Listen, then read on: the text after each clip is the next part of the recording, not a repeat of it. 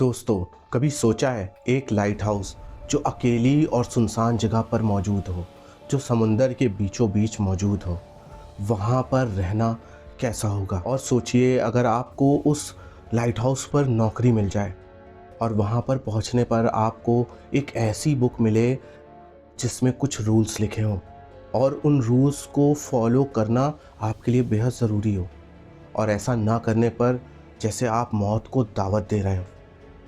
आज की जो कहानी है वो है लाइट हाउस के डरावने रूल्स के बारे में, और ये कहानी आपको अंधेरों का असली डर महसूस करा देगी।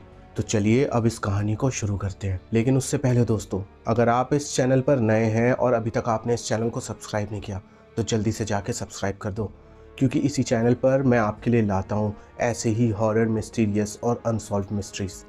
तो जल्दी से जाके चैनल को सब्सक्राइब कर दो, और अगर आपको ये वीडियो पसंद आए तो वीडियो को लाइक ज़रूर कर देना। तो चलो अब कहानी शुरू होती है। अर्जुन नाम का एक आदमी था जिसकी उम्र 29 साल थी। पढ़े लिखे होने के बावजूद भी उसको अच्छी नौकरी नहीं मिल रही थी।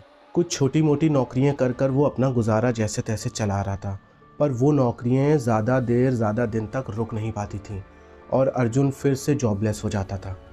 फैमिली का प्रेशर, बहुत सारी दिक्कतें, पैसों की कमी, अर्जुन बिल्कुल जैसे टूट गया था और वो हार चुका था। तभी अचानक से अर्जुन को एक न्यूज़पेपर में एक ऐड दिखता है जो कि एक लाइट हाउस के केयरटेकर की जॉब का ऐड होता है। अर्जुन उस नंबर पर तुरंत ही कॉल करता है और उस कॉल पर ज़्यादा सवाल जवाब ना करते हुए डायरेक्ट ही अर्जुन को उस लाइट हाउस के केयरटेकर की जॉब ऑफ़र कर दी जाती है।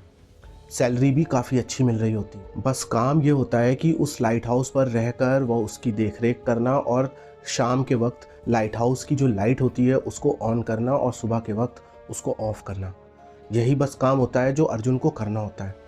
अर्जुन को वैसे तो बहुत ज़्यादा वियर्ड लगता है, क्योंकि ये नौकरी अचानक बिना किसी इंटरव्यू के और बिना किसी एक्सपीरियंस को पूछे ही उसको दे दी गई थी। लेकिन अर्जुन क्योंकि इस वक्त पैसों से बहुत ज़्यादा मजबूर था और टूटा हुआ था, उसने इस जॉब के लिए हाँ कर दी थी, और कहीं ना कहीं उसको पैसे भी बहुत अच्छे खासे मिल रहे थे इस जॉब के लिए। तो अर्जुन ने बिना सोचे समझे ही इस जॉब के लिए हाँ कर दी। अगले दिन ही अर्जुन उस जॉब की लोकेशन पर पहुंच गया और एक छोटी सी बोट लेकर वो लाइट हाउस तक चला गया। रात होने वाली थी। अर्जुन जब लाइट हाउस के पास उतरा, पूरा अंधेरा था, हवा बहुत तेज थी और समुंदर की लहरों की आवाज़ें आ रही थीं, बिल्कुल जैसे कोई पुराना हॉरर मूवी सीन हो। अंदर जाकर अर्जुन ने देखा कि वो जगह काफ़ी ज़्यादा पुरानी लग रही थी, जैसे कई सालों से वहाँ पर किसी ने कदम न रखे हों। उस लाइट हाउस की दीवारों पर, सीलन और जैसे हर लोहे की चीज़ पर बहुत ज़्यादा जंग लगा हुआ था, और हवा में एक अजीब सी नमकीन सी स्मेल थी। तभी अर्जुन की नज़र सामने रखी हुई एक डायरी पर पड़ी। अर्जुन ने उस डायरी को उठाया जिस पर धूल बिल्कुल जमी हुई थी, जैसे कई साल से उसको किसी ने नहीं छुआ हो। और उस डायरी पर लिखा हुआ था, जो भी यहाँ का केयर टेकर है, अगर अपनी जान बचानी है तो इन रूल्स को ज़रूर से फॉलो करना। ये पढ़ने के बाद अर्जुन का दिल बहुत तेज़ी से धड़कने लगा। वो ये बिल्कुल भी एक्सपेक्ट नहीं कर रहा था कि ऐसा कुछ उसको देखने को मिल जाएगा। अर्जुन ने उस डायरी के पन्ने आगे पलटे। डायरी का पन्ना पलटने पर वहाँ पर रूल नंबर 1 लिखा हुआ था, जिस पर लिखा था कि रात के 10 से 12 बजे के बीच अपने रूम में ही सारे दरवाजे बंद करके लाइट ऑफ करके चुपचाप बैठे रहो। अगर बाहर से कोई भी आवाज़ दे या चिल्लाए या पुकारे तो बिल्कुल भी जवाब मत देना, अपने मुंह से एक भी अल्फाज नहीं निकालना।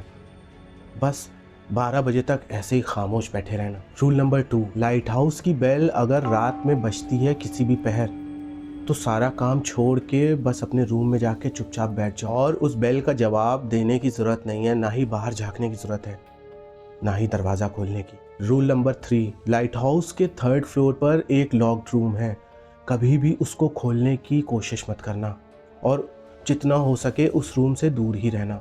रूल नंबर 4, अगर सुबह उठने पर तुमको अपने रूम की चेयर उल्टी पुल्टी दिखे तो उसको कभी भी सीधा मत करना, वो जैसे है वैसे ही रहने देना। रूल नंबर 5, कभी भी समंदर की तरफ डायरेक्टली काफ़ी देर तक मत देखना, खासकर शाम के वक्त।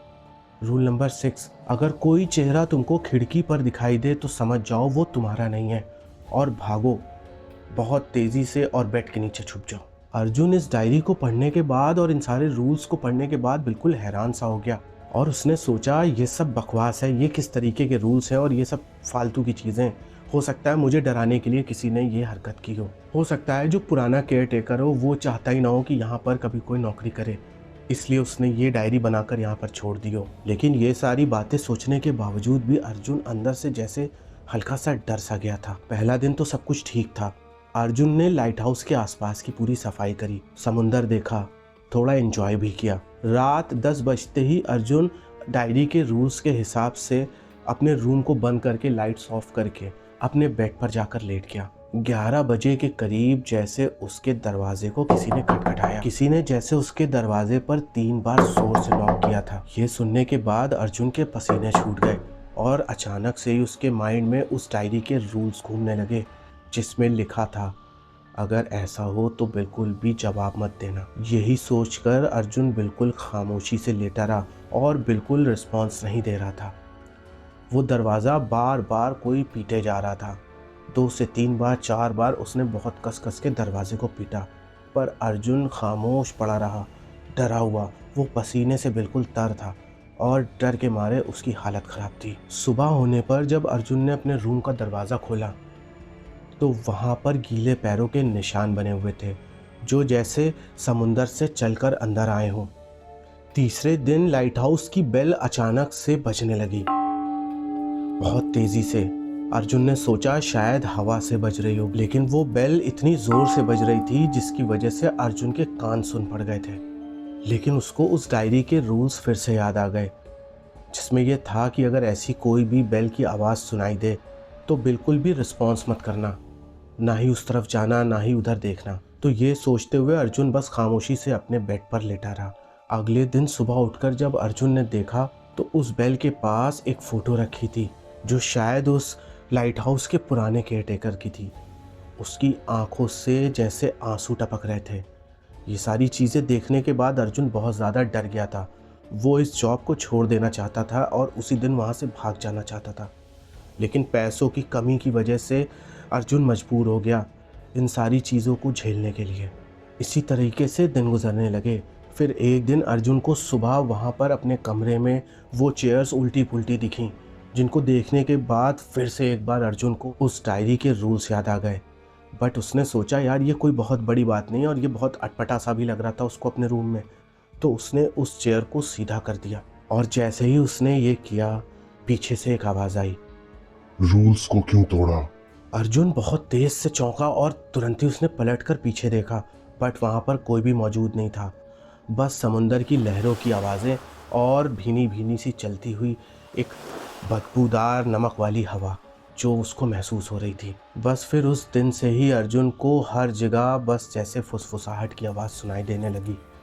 ये रूल तोड़ने की वजह से था या अर्जुन अब इस जगह पर रहते रहते पागल हो रहा था, ये उसको खुद नहीं समझ में आ रहा था। लेकिन हर वक्त जब भी वो शांति से बैठने की कोशिश करता उसके कान में जैसे कोई फुसफुसाता। ये सुन सुनकर अर्जुन बहुत ज़्यादा इरिटेट हो गया था। उसी रात हवा बहुत ज़्यादा तेज़ थी और लाइट हाउस जैसे हिलता हुआ सा महसूस हो रहा था। तभी अर्जुन ने सुना जैसे 3rd फ्लोर का दरवाज़ा अपने आप धीरे से आवाज़ करते हुए खुल गया। डर के बावजूद भी अर्जुन ने उस 3rd फ्लोर पे धीरे धीरे चढ़ना शुरू कर दिया। ऊपर चढ़ने पर जब अर्जुन उस रूम के पास जाके खड़ा हुआ तो उसने देखा एक कुर्सी पर एक इंसानी कंकाल जैसे बैठा है और उसके हाथ में एक डायरी है। हिम्मत कर अर्जुन करीब जाता है और उस डायरी को निकाल कर उसके हाथों से पढ़ने लगता है, जिस पर यह लिखा होता है, हम सब यहाँ पर फंसे हुए हैं, रूल्स तोड़ने वाले कभी भी यहाँ से वापस नहीं जाते। मैं भी एक केयरटेकर था और मैंने भी गलती करी थी। ये पढ़ने के बाद अर्जुन का खून जैसे सूख गया। उसके हाथ से वो डायरी छूट गई और वो भागता हुआ नीचे उतरा और अर्जुन ने खुद को अपने रूम में लॉक कर लिया। वो बहुत ज़्यादा डरा हुआ था और उसको समझ नहीं आ रहा था अब क्या करें। तभी अचानक से उसकी खिड़की पे वो चेहरा दिखाई दिया जिसके बारे में उस डायरी में लिखा भी था कि वो तुम्हारा चेहरा नहीं है। वो चेहरा हूबहू देखने में अर्जुन का ही था, बट उसने उसकी तरफ बिल्कुल भी नहीं देखा और पर्दों को बराबर कर दिया। चेयर्स खुद ब खुद अपने आप उल्टी फुल्टी हो गईं, अजीब अजीब सी आवाज़ें आने लगीं। अर्जुन बहुत तेज़ी से अपने आप को सिकोड़ के बैठा था और उसका दिमाग जैसे फट जाएगा, इतना ज़्यादा वो प्रेशर महसूस कर रहा था। खिड़की से बाहर देखने पर उसने महसूस किया कि समुंदर से जैसे एक सफ़ेद आकृतियाँ हैं जो निकल रही हैं और उसके लाइट हाउस की तरफ आ रही हैं। उस लाइट हाउस की बेल बहुत तेज़ी से बजने लगी थी। अर्जुन बहुत ज़्यादा डरा हुआ था। तभी अर्जुन को याद आया कि उस डायरी के लास्ट पेज पर एक चीज़ लिखी थी कि अगर इस तरीके की घटनाओं में तुम फंस जाओ तो बचने का बस एक ही रास्ता है। इस लाइट हाउस के बेसमेंट में एक टनल है जो समुंदर के उस पार बीच पे जाके खुलता है। अगर हिम्मत हो और ताकत हो तो तुरंत भाग जाओ। अर्जुन ने हिम्मत जुटाई और अपने रूम के दरवाजे को खोल के पूरी ताकत से भागना शुरू किया और जैसे तैसे करके वो बेसमेंट के टनल में घुस गया। टनल में पूरा अंधेरा था, पानी के टप टप गिरने की आवाज़ें आ रही थीं, लेकिन अर्जुन रुका नहीं।